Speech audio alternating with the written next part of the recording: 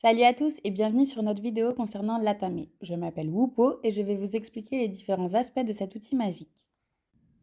L'Atame est un outil très puissant, utilisé la majeure partie du temps par les sorciers Wicca. Cela n'empêche pas les autres pratiquants occultes de s'en procurer un. Habituellement, il prend la forme d'un couteau, mais cela varie en fonction des budgets et de l'utilisation de chacun. L'Atame est personnel, par conséquent il ne se prête pas. Reprenons du début avec une définition simple de Wikipédia lorsqu'on demande à Google ce qu'est un Atame. Dague, poignard ou bâton consacré utilisé lors de cérémonies et rites de la Wicca. Cet outil représente le symbole de l'air et de la force vitale. C'est pour cela qu'il est très puissant et qu'il faut observer certaines règles en l'employant. Mais tout d'abord, à quoi il sert?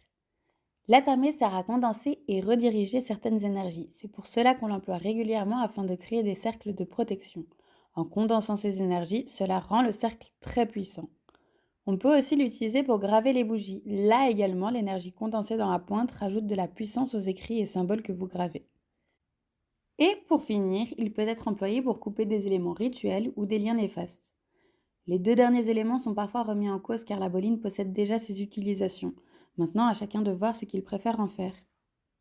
Comme dit auparavant, prenez garde. L'Atame ne doit absolument pas être utilisé à la légère. Il concentre énormément de puissance, c'est pour cela qu'il faut observer certaines règles. Ne jamais trancher de bougies et de parchemins nommés. Cela provoque de la magie noire et vous ne saurez pas la maîtriser. Ne l'utilisez que pour des rituels. Si vous l'utilisez pour couper votre saucisson pour l'apéro, cela va soit réduire la puissance de votre Atame, soit provoquer des choses que vous ne vouliez pas. Et maintenant, ne jamais laisser la pointe en direction de quelqu'un. Cela pourrait avoir des conséquences dramatiques, car il émet des énergies négatives dans cette position. Donc ne la laissez pas pointer en direction du lit, d'une chaise ou autre endroit où des personnes se posent. L'idéal serait de le suspendre l'âme vers le bas afin de ne rien risquer. Et maintenant, comment choisir son Atame? Cela dépendra de ce que l'officiant veut en faire. Si c'est uniquement pour des rituels, il peut prendre la forme que vous désirez. Si vous souhaitez couper, il vous faudra un couteau ou une dague aiguisée. Si c'est pour graver des bougies, il vous faudra une pointe plus ou moins fine. À vous de voir ce que vous souhaitez en faire. Maintenant, d'un point de vue du budget, il y a plusieurs Atame en vente sur le marché. Le prix varie en fonction des matériaux utilisés, etc., etc. Si vous avez quelques sous à mettre là-dedans, vous pouvez même le faire fabriquer avec tous vos critères.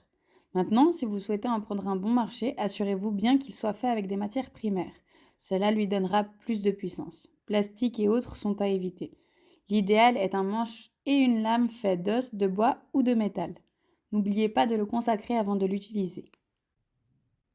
Si cela vous paraît cher ou que vous tenez à créer votre propre outil pour X ou Y raison, c'est possible. Maintenant, on va parler de comment faire son Atame. Si vous souhaitez créer votre propre Atame, c'est ici que je vous explique comment faire. La seule caractéristique vraiment importante à respecter concerne la lame. Il faut idéalement que votre Atame soit à double tranchant. Suivant votre utilisation, elle n'a pas besoin d'être aiguisée, mais ne doit quand même pas posséder de bord plat. Pour le reste, c'est à votre bon vouloir. Les Wicca ont tendance à lui faire un manche noir, et d'ailleurs c'est ainsi qu'ils surnomment l'Atame, afin de ne pas le confondre avec la boline qui, elle, a un manche blanc. Vous pouvez créer la lame ainsi que le manche suivant vos compétences. Si vous avez des notions et outils pour de la métallurgie, lancez-vous, car le métal résiste mieux sur le long terme. Maintenant, vous pouvez plus simplement tailler votre Atame dans du bois, de l'os ou de la corne. Le résultat n'a pas besoin d'être tranchant comme une lame de rasoir. Ou encore plus simple, récupérez le vieux couteau de cuisine de vos grands-parents avec un manche en bois et une lame tout émoussée. Vous n'avez plus qu'à aiguiser la tranche du couteau pour avoir une lame double tranchant. Et voilà, il ne reste plus qu'à le consacrer. Comment consacrer son Atame? Il vous faudra votre Atame, du sel, un verre d'eau, une chandelle et de l'encens. Pour ce faire, assurez-vous d'abord d'avoir tout votre matériel sous la main sur votre autel ou votre place de travail. Une fois que vous aurez fait votre cercle de protection, vous ne pourrez plus en sortir.